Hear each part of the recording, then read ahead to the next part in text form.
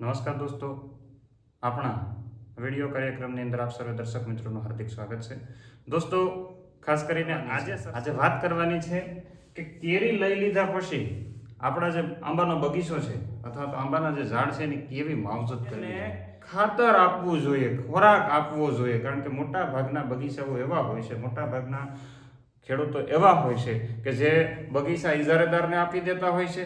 ઇજારેદાર કેરીનું કામ પતી ગયું પછી બીજા વર્ષે જ્યારે એની ડીલ થાય ત્યારે પછી ફરીથી માવજત કરવા આવતા હોય છે. ત્યાં સમયગાળો ઘણો જતો રહ્યો હોય છે. દોસ્તો, આ વર્ષની અંદર 2026ની અંદર આંબાના બગીચાની અંદર ખાતરની વાત કરીએ તો ખાતર ખૂબ અગત્યનું છે. કારણ કે આ વર્ષે પુષ્કળ માત્રાની અંદર કેરી થઈ. મે મહિનાના સ્ટાર્ટિંગથી કેરીનું વેચાણ શરૂ થયું હતું. મે અને આ જૂન એટલે 1.5 થી 2 મહિના સુધી કેરીની સતત લાંબી સિઝન આ વર્ષે પહેલીવાર ગુજરાત રાજ્યની અંદર ચાલી છે અને પુષ્કળ માત્રાની અંદર કેરી થઈ છે. ગયા વર્ષના સાપેક્ષમાં જોઈએ તો આ વર્ષે ઓલમોસ્ટ 1.5 ગણીથી 2 ગણી જેટલી કેરી વધારે થઈ છે એવું ડેટા કહે છે. જે માર્કેટિંગ યાર્ડના ડેટાઓ છે એના મુજબ આપણે તમને માહિતી આપી રહ્યા છીએ. તો દોસ્તો, ખાસ કરીને કેરી આ વર્ષે ખૂબ લાંબો સમય સુધી ચાલી છે, હજી પણ વરસાદ ન થાય ત્યાં સુધી ચાલવાની છે. તો આ કેરી આપણા માટે ખૂબ અગત્યની છે. બહુ બધા મિત્રોએ રસદાર કેરીઓ ખાધી છે. તો કેરી ખાધા પછી આંબાના બગીચાનું કાળજી રાખવી ખૂબ અગત્યની છે. નહીતર પાછું આવતા વર્ષે એટલું ઉત્પાદન આપણને મળે નહીં એવી શક્યતા બની શકે. તો દોસ્તો, કેરી લઈ લીધા પછી આંબાનો બગીચો સાફ કરવો ખૂબ અગત્યનો છે. એ પહેલા આંબાને જ્યારે સફાઈ હાલતી હોય ત્યારે રેસ્ટિંગ પિરિયડ કહેવાય. જ્યારે આંબાના બગીચાને કોઈ પણ પ્રકારનું ડેમેજ આપણે પહોંચાડવાનું નથી, એને 10 થી 15 દિવસનો રેસ્ટિંગ આપવાનું છે. કારણ કે નહીતર ઘણા એવા મિત્રો હતા જે કેરી લઈ લીધા પછી બીજા જ દિવસે મને ફોન કર્યો, ગવાનું ખાતર. અરે ભાઈ, એને રેસ્ટ આપવો પડે 15 દિવસ. એને આપણે કોઈ પણ જગ્યાએ કામે ગયા હોય, આખો દિવસ કામે જઈ અને જઈને આવતા વેત આપણે ખાઈ નથી લેતા. આપણે આખો દી ગયા પછી સાંજે આવીએ પછી ઘણાને ચા પીવાની આદત હશે તો ચા પીશે, 2-5 મિનિટ બેસશે, પછી ફ્રેશ થશે અને ત્યારબાદ 15-20 મિનિટ પછી જમવા બેસશે. એટલે આંબાના બગીચાને પણ એવું જ છે. કેરી લઈ લીધા પછી બીજા દિવસે એને ખાતર નથી ઝીંકી દેવાનું, થોડો એને રેસ્ટ આપો, એને સેટલ થવા દો. કારણ કે ઘણો બધો જથ્થો તમને એક આંબા દીઠ 10-15 મણ કેરીઓ ઘણી સારી જગ્યાએ જે ખેડૂત મિત્રોને થઈ છે એની વાત કરું છું. ઘણાને 5 મણ થઈ હશે, ઘણાને 5 બોક્સ થઈ હશે, પણ એ કેટલો વજન તમને આપ્યો છે એ ખૂબ સારી વાત છે. તો એ વજનના અમુક ટકા તો આપણે એને આપવું જ પડશે. એટલે દોસ્તો, ખાસ અગત્યની વાત એ છે કે એને રેસ્ટ પિરિયડ આપવો પડે. એટલે રેસ્ટિંગ સમયગાળા દરમિયાન બગીચાની સાફ સફાઈ થવી જોઈએ. જે જૂના પાંદડા પડ્યા છે તો કશો વાંધો નથી, એને રહેવા દો.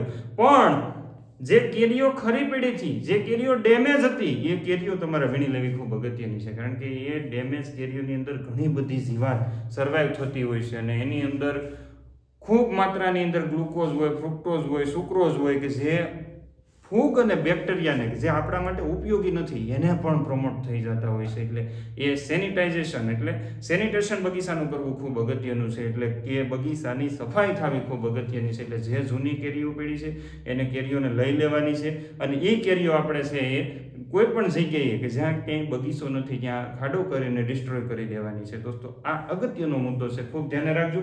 બીજી વાત એવી છે કે પાંદડા ઘણા લોકો ભેગા કરીને બાળી દે છે. દોસ્તો, ના, આ વસ્તુ ના કરી શકાય. પાંદડાને તમારે આમનોમ રહેવા દેવાના છે, એ ઓટોમેટિક ખડી જશે. તમે ખેતરની અંદર એકવાર ખેડ કરી નાખો એટલે પાંદડા છે જમીનની અંદર છે મિક્સિંગ થઈ જશે, અથવા તો સેલ્ફ મલ્ચિંગ છે. એટલે ખાસ એ અગત્યનો મુદ્દો છે, ધ્યાને રાખજો. અતિશય પાંદડા હોય તો થોડા કાઢવા પણ ખૂબ અગત્યના છે, નહીં તો CN રેશિયો જળવાતો નથી. એટલે બગીચાની સફાઈ પણ ખૂબ અગત્યની છે.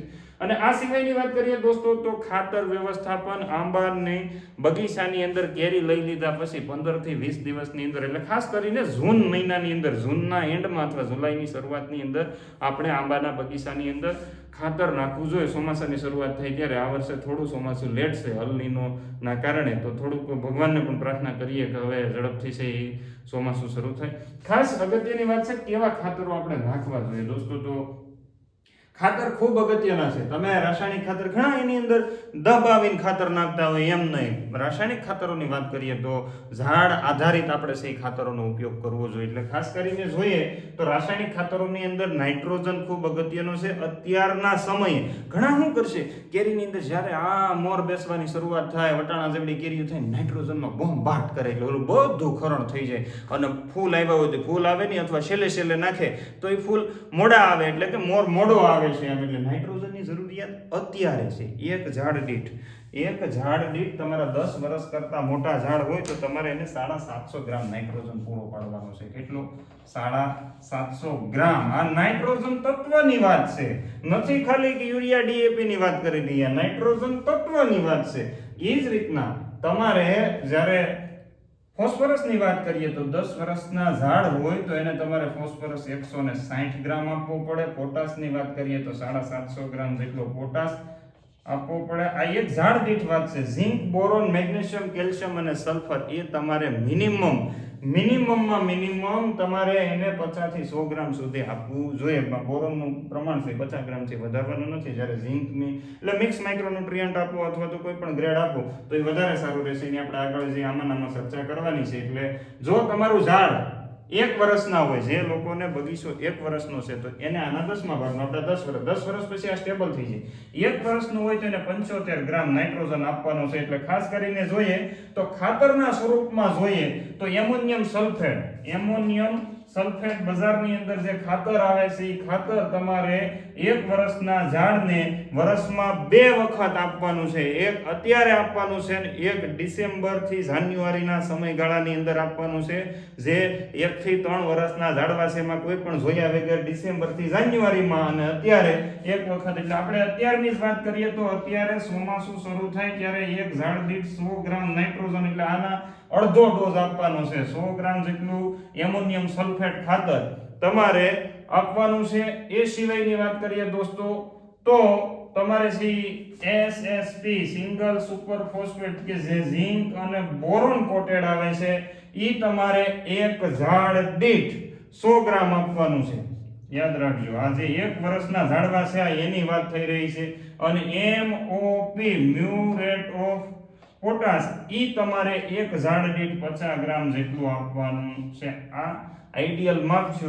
અને જ્યારે તમે માઇક્રોન્યુટ્રિયન્ટ આપતા હોય તો એ 25 થી 50 ગ્રામ સુધીનું માઇક્રોન્યુટ્રિયન્ટ આપવાનું છે. અને સાથે દેશી ખાતર 10 કિલો પ્રતિ ઝાડ દીઠ, પહેલા વર્ષની વાત કરી રહ્યો છું, 10 કિલો પ્રતિ ઝાડ દીઠ આપણે દેશી ખાતર આપવાનું છે. દેશી 10 કિલો. હવે આ બધી વસ્તુ રિંગ કરીને આપવાની છે ઝાડના ઘેરાવા પ્રમાણે. ઝાડ દાખલા તરીકે આપણું આ આંબાનું ઝાડવું છે, આ પ્રમાણે એનો ઘેરાવો છે તો અહીંયા એની રિંગ બને. બરોબર? અહીં ઉપર જેટલો ઘેરાવો એટલી નીચે રિંગ બનાવી અને આપવાનું છે. જેનો ઘેરાવો મોટો એમ થોડીક રિંગ દૂર જવા દેવાની, ઘેરાવો નજીક એમ રિંગ થોડીક નજીક લાવવાની છે. Ammonium sulphate, single super phosphate, MOP અને દેશી ખાતરને સાથે સ્પેશિયલ ટ્રી કરીને ખાતર દેવાનું. સ્પેશિયલ ટ્રીના ડેવલપમેન્ટ માટે, મૂળના વિકાસ માટે, સર્વાંગી વિકાસ માટે, જેમાંથી એમિનો એસિડ, કાર્બન વગેરે પ્રમાણની અંદર મળે છે. તો આ જે ખાતર છે ઓર્ગેનિક, આના માટે સ્પેશિયલ બનાવેલું છે. આંબા માટેનું, બગીચા માટેનું સ્પેશિયલ ખાતર. એની વિશેષ માહિતી અહીંયા આપેલા નંબર ઉપરથી તમને મળી રહેશે. એની ઉપર કોન્ટેક્ટ કરી ત્યાંથી વાત કરીને તમને મજા આવે તો તમારે નાખવું, બાકી તમારા મનની વાત છે. પણ આ વસ્તુની ટ્રાય 10 આંબાની અંદર મિનિમમ કરી લેવી એટલે તમને આવતા વર્ષ માટે ખ્યાલ આવે દોસ્તો. એટલે ટ્રી ખાતર જે આવે છે આનું સ્પેશિયલ, ટ્રી સ્પેશિયલ, બરાબર? તો એ તમારે ખાસ ઉપયોગમાં લેવાનું છે તો એનો તમને ખૂબ ફાયદો દેખાશે અને એ ખાસ તમારે ધ્યાન રાખવાનું છે. હવે જેના ઝાડવા 5 વર્ષથી 6 વર્ષના છે અને 5 ગણું ખાતર એટલે 5 વર્ષના ઝાડવા માટે 5 વર્ષ માટે આપણે ગણીએ તો તમારે એમોનિયમ સલ્ફેટ એક ઝાડ દીઠ 500 ગ્રામ રિંગ કરીને 500 ગ્રામ SSP સાથે તમારે 225 ગ્રામ 250 લઈ લઈએ આપણે 250 ગ્રામ જેટલું MOP અને દેશી ખાતર તમારે 50 કિલો અને સાથે મગફળીનો ખોળ અથવા લીંબોળીનો ખોળ જો ઉપયોગ કરવામાં આવે 5-5 કિલો જેટલો તો ખૂબ સારા પરિણામ મળે છે. અને આ સ્પેશિયલ ખાતર તમારે 40 ગ્રામ, કેટલું? એક ઝાડ દીઠ 40 ગ્રામ નાખશો. 40 થી 100 ગ્રામનું માપ છે.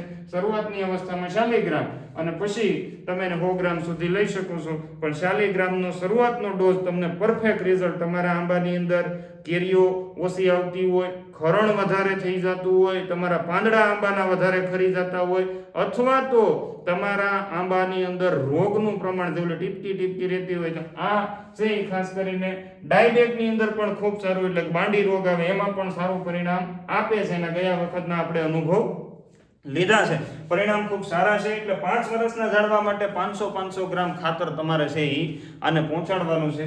હવે તમને એવું થશે કે ભાઈ મારા ઝાડવા 10 વર્ષના છે તો આનાથી ટૂઢું ખાતર કરવાનું છે. હવે હજી આનાથી 500 ગ્રામ ને સામું કિલો ને એના 1.5 ગણું, એટલે કે તમારે 1.25 કિલો જેટલું ખાતર આ ખેડૂતના અનુભવોના આધારે, યુનિવર્સિટીની ભલામણના આધારે આ ખાતરોનો ઉપયોગ કરવાનો છે. તમને એમ થાય 10 વર્ષના આ પહેલો ડોઝ છે, આ વર્ષની અંદર આપણે 2 ડોઝ આપવાની વાત કરીએ, એમાં આ પહેલો ડોઝ છે. 10 વર્ષના ઝાડવા થાય એટલે તમારે 1.25 કિલો ખાતર નાખવાનું છે. કેટલું? 1.25 કિલો.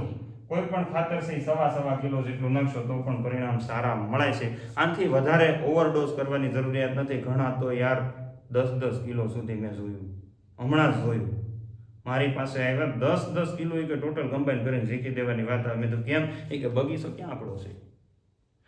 આવું નથી કરવાનું. એનું તમને બગીચો ભલે તમારો નથી, પણ તમને શિયાળે આની રિઝલ્ટ નહીં આવે, કારણ કે આ તમે ઓવર કરી દીધું. આપણે ઓવર ખાઈ જઈએ પછી પાછા હુઈ જાય. શું કામ? તો આ ઝાડવાય હુઈ જાય છે, ઓવર ખાઈ જાય છે. એટલે ધ્યાન રાખજો, વધારે પડતો ડોઝ આપવાનો નથી. એટલે 1.25 કિલો જેટલું ખાતર એ પણ ખૂબ સારું રહેશે. ત્યારે તમારે માઇક્રોન્યુટ્રિયન્ટ છે એ બધા થઈને ટોટલ 500 ગ્રામ સુધી પહોંચાડો. આમાં એ ખૂબ સારું, જો તમે એમઓપી પોટાશ આપવા ન માંગતા હોય ને તો કેલ્શિયમ, મેગ્નેશિયમ, સલ્ફર અને પોટાશ વાળું એક ખાતર આવે મિક્સની અંદર, બરાબર.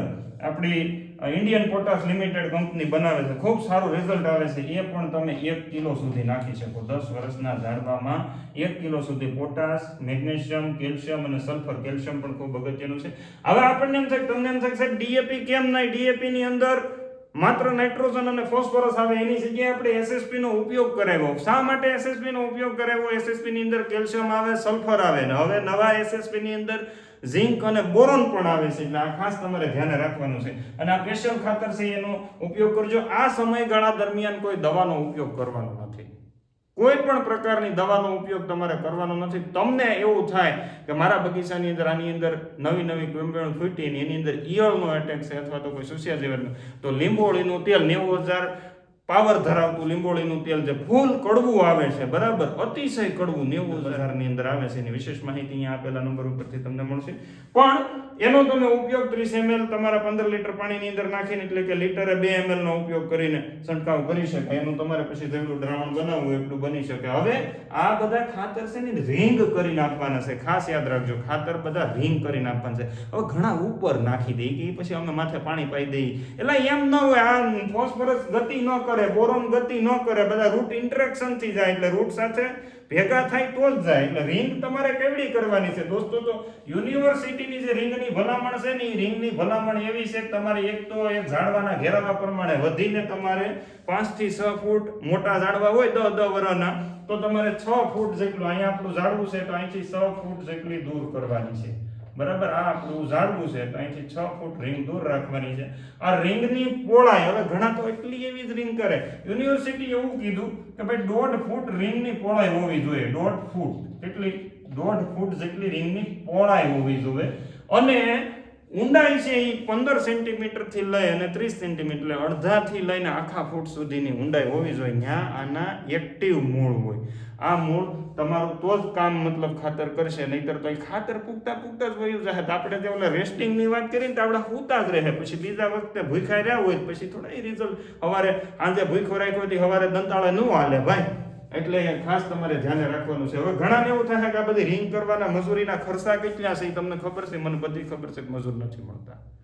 તો શું કરી શકાય? તો તમને જ્યારે ટ્રેક્ટર ચલાવવાનું કીધું, ટ્રેક્ટરનો હળ હોય ને આપણે, તો અહીંયા આપણો માનો કે આપણું આ ઝાડવું છે તો એને આમ સોરસ ગોળ રિંગ કરવી જરૂરી નથી. એકવાર ટ્રેક્ટર અહીંયા હાલે ને એકવાર ટ્રેક્ટર અહીંયા હાલે, એટલે આ સોરસ રિંગ થઈ જાય. એમાં કદાચ માપ થોડું આગળ આડાવળું થાય તો કોઈ વાંધો નથી, પણ એને ખાતર છે ચોરસ અથવા ગોળ રિંગની અંદર. આપણે ચોરસ અત્યારે મિકેનિકલના કારણે કરવું પડે, નહીંતર ગોળ રિંગની અંદર ખાતર આપી શકાય. એટલે આ રીતના ખાતર વ્યવસ્થાપન આંબાના બગીચાની અંદર કરવાની છે. આવનારા સમયની અંદર બેક્ટેરિયલ ટ્રીટમેન્ટ પણ આપણે કરાવવાની છે. એટલે દોસ્તો ખાસ કરીને એ કાળજી રાખજો કે બેક્ટેરિયા પણ ખૂબ જરૂરી છે. એટલે અત્યારે રાસાયણિક આપતા હોવાના કારણે આપણે બેક્ટેરિયા આપતા નથી. ખાસ આ જે ખાતર હોય એની સાથે માંડવીના ખોળનો અખતરો કરજો, ખૂબ સારા પરિણામ મળે. દોસ્તો ઘન જીવામૃત પણ ખૂબ અગત્યનું કામ કરે છે.